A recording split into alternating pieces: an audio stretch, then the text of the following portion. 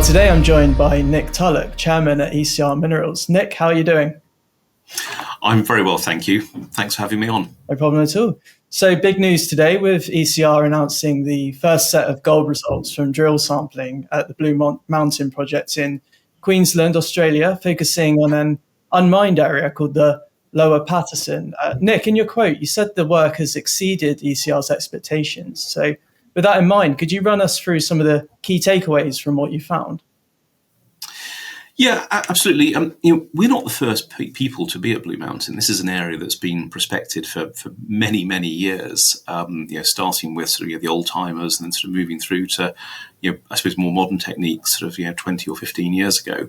We're the first people to conduct a very sort of systematic campaign right across the area. And what we've announced today is Lower Patterson. This is an area that has apparently not been mined. And when I say apparently, when you walk across the area in Blue Mountain, it's full of little holes and little divots and little mounds where you can see that people in the past have dug into the ground. Lower Patterson doesn't have that. So this is sort of, if you like, virgin territory of Blue Mountain. So the reason we're so excited is this is an area that hasn't previously been included, by us or by anyone in what Blue Mountain could potentially be. And I've said in the past, we brought a drill rig onto site, which initially sounds a bit odd. We're only drilling sort of maximum 12 meters down, and most of the holes are a whole lot shallower. Why would you bring a drill rig on? But what you can see in today's announcement is that using that rig, we have mapped out an area that, as I say, apparently has been unmined, but it's an area that is very prospective for gold. We've got some terrific grades. I mean, people tend to always focus on the grades. In actual fact, what's more important to us is just the consistency of result, and we've set that out in today's announcement.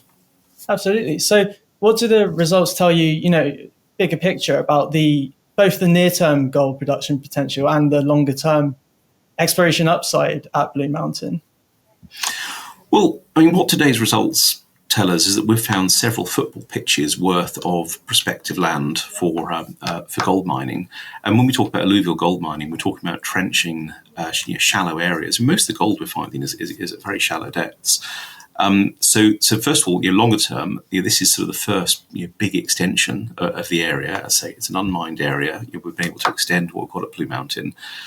In terms of near term, the next thing that will happen is that we've got assay results in the lab. That proves that there's gold in the ground. The next thing is we put it through a wash plant process to make sure that our recovery rate matches or near matches what's in the ground.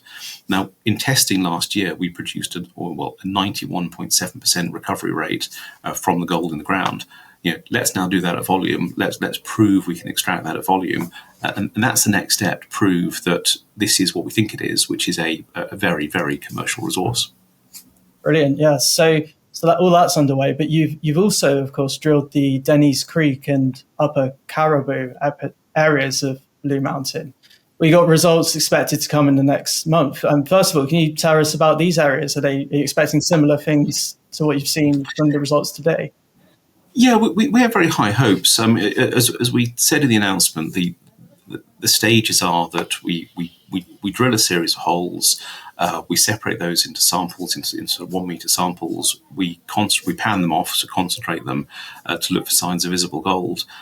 We have seen visible gold in the other two areas, and what today's results are telling us is that the assay is backing up what we think we're seeing in the pan. So, we think we're seeing visible gold. We absolutely are. The assays are proving that. The other areas do have evidence of historic mining. So, if you like, Lower Patterson was the first opportunity to really extend what we think we have at Blue Mountain.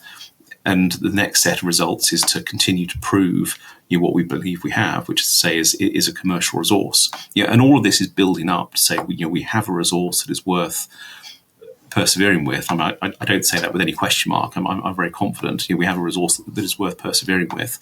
We'll then go on to obtain a mining license from Queensland, and then we move into production. And this is what investors are looking for. They're looking for the area to go into production.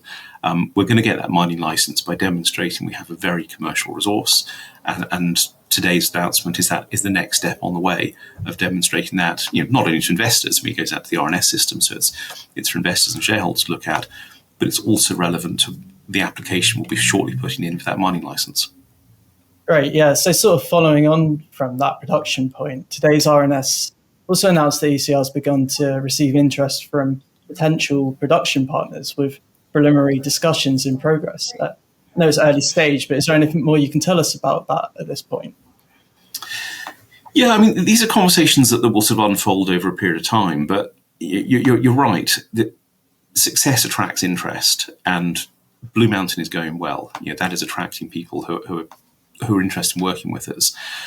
In the past, I have worked on a basis that a gold resource of around about 0.3 grams per bank cubic meter would be commercial.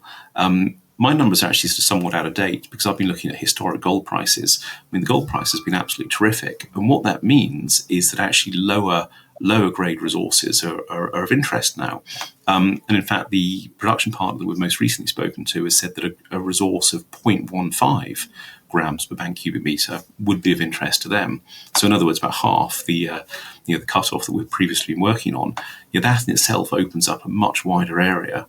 And the purpose of these discussions with production partners, I mean, apart from just the flattery of the fact they want to talk to us, the purpose of the discussions is we're a small company. We're about to go into a big project, a project that could last many, many years. I mean, that is the scale of Blue Mountain. This will keep us busy for a long time. There are two options. The first option is we form a team ourselves, we acquire the equipment, we mine it ourselves. Second option is we work with a partner who's got a team and got the equipment. And I'm not saying one is right or wrong, but it's good to be asked by prospective partners, and it's good to have that acceleration because as I say, we're a small team, not all of us based in Australia. If we have almost a turnkey solution where someone's prepared to come onto the property and mine the gold for us, in return for something clearly, that could really accelerate us. And so, I think the message is, it's nice to be asked, but more importantly, it's nice to have that option to accelerate the project. And I know that's what investors want. People want speed, they want action. And that's very much what we're doing. We're building out a plan to get the mining license, but also the same plan is also attracting third parties who may be interested in working alongside us. And that's a big validation of what we have. Great. Yeah. So more to come on that. I did think that point in today's RNS about high gold prices making lower cutoff grades economic was very interesting. You just touched on that then. Do you have any work plan to follow up on these new potential economic areas? Yes, I mean, as I mentioned before, the first thing or the next thing we need to do is to prove that the results are recoverable. It's one thing to send a concentrated result to a lab to get an assay back, but what this is all building up to is to demonstrate we can recover the gold of volume. Now, we've been very successful last year. We had a terrific result with Gecko. We've made modifications to our wash plant, which we believe will benefit the type of material we're going to be putting through the wash plant. And so to demonstrate that recovery, and that's alluded to in the RNS, that's the next stage. And we've got every reason to believe, based on the fact we can see the gold in the pan, we've got every reason to believe that the wash plant operation will be a big success. We've got people on site who can also modify the wash plant further if that's what we need to do. But so far so good, and this is this has been a good milestone for ECR today. Definitely, yeah. So finally, I just wanted to ask: is the plan still to begin producing gold from Blue Mountain by the end of the year or early next year? Well, the plan is certainly to produce gold. That's what this is building up to. I've been somewhat cautious on predicting timetables. I mean, a lot of investors ask me, and they'll also hold me to the exact time. What matters to me most is that, and I kind of said it before, Blue Mountain is a project that can keep this company busy for years. This is becoming a very, very significant and very long-term opportunity for ECR. And what is most important to me, and I know the rest of the board will say the same, is that we secure a mining license that gives us the ability to mine this land, to mine the prospective resource in the land over the long term. Now, there's different routes you can go down with the Queensland authorities, and there are opportunities to take small-scale mining licenses, which will be faster in the short term. And I'm not ruling that out in the slightest. This is something we're looking into, and we're going to know a little bit more as we continue to develop what we have at Blue Mountain. But the main goal is to make sure that we've got a mining license that is going to keep this company busy for years.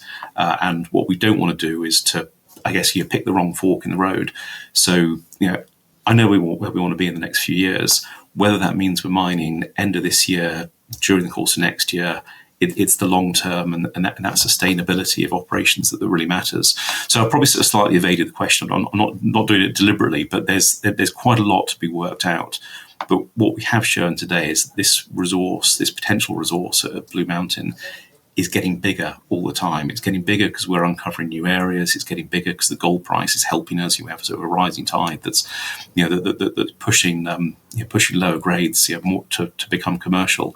So the opportunity is becoming very, very substantial, and I think that for the moment is something that we can be incredibly proud of and incredibly pleased about. Definitely. Great. Well, I look forward to speaking again as we learn more about the scale of Blue Mountain over the coming weeks and months. Now, though, thanks again, Nick, for your time today. Terrific. Thank you too. If you enjoyed this interview, then give us a thumbs up, a like or a retweet. Subscribe to us on YouTube or follow us on Twitter and hit that notification bell to be the first to know when we release new content. There's loads of great content on our website too, across all our programmes at stockboxmedia.com. Thank you for watching.